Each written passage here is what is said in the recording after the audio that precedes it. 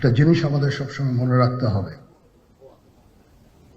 এই বর্বরতা কোনো সেনা সদস্য করেনি, সম্পূর্ণটাই তদানীন্তন বিজিবি সদস্য দ্বারা সংঘটিত। Full stop. এখানে কোনো ইফ এবং বাট নাই। এখানে যদি ইফ এবং বাট আনেন, এই যে বিচারিক কার্যক্রম এতদিন ধরে হয়েছে, 16 বছর ধরে 17 বছর ধরে যারা জেলে আছে, যারা কনভিক্টেড, সেই বিচারিক প্রক্রিয়া ব্যাহত হবে। এই জিনিসটা আমাদের খুব পরিষ্কার করে মনে রাখা প্রয়োজন। এই বিচারিক প্রক্রিয়াকে নষ্ট করবেন না। যে সমস্ত সদস্য শাস্তি পেয়েছে তারা শাস্তি পাওয়ার যোগ্য।